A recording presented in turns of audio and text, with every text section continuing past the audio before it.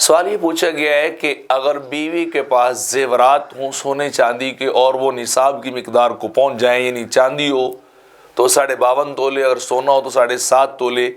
وہ اتنے زیورات گہنے اس کے پاس ہوں یا دونوں ملا کر 52.5 تولے چاندی کی مقدار کو پہنچ جائیں، تو کیا زکوٰۃ عورت پر واجب فرض ہوگی یا اس کے میاں کے ذمہ ہوگی؟ یہ اس بارے میں پوچھا گیا ہے۔ تو جواباً عرض یہ ہے کہ اگر عورت اپنے زیورات کی مالکہ ہے تو زکوٰۃ اسے پڑے گی، میاں کو زکوٰۃ جو ہے وہ نہیں دینی پڑے گی، کیونکہ عمومی طور پر ہوتا یہ ہے کہ زیور کی مالکہ عورت ہی جو ہے وہ اکاؤنٹ ہوتی، شمار کی جاتی ہے، اور باقاعدہ بعض اوقات تو نکاح کے اندر لکھا بھی جاتا ہے، وہ نکاح فارم کے اوپر یہ باقاعدہ مینشن کیا جاتا ہے کہ زیورات یا یہ جہیز کا سامان یہ عورت کا اپنا ہے، اگر کل کو کوئی پرابلم ہوتی ہے تو اس کی مالکہ یہ ہوگی، اس کا میاں مالک جو ہے وہ نہیں ہوگا۔ تو لہٰذا عورت اگر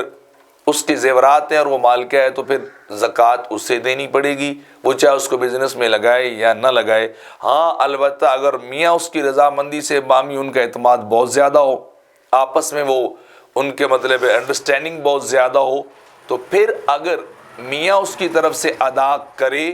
تو پھر زکوٰۃ پھر بھی وہ ادا ہو جائے گی۔ لیکن اگر میاں انکاری ہو جائے کہ نہیں، چونکہ زیورات کا میرے ساتھ کوئی لین دین نہیں ہے، میری اہلیہ اس کی ذمہ دار ہے، تو پھر وہ خود ذمہ دار ہوگی، عورت کے ذمہ ہوگی، وہ زکوٰۃ دے گی، نہیں دے گی تو وہ گناہ گار ہوگی۔ لہذا میاں کے اوپر یہ وہ ذمہ داری نہیں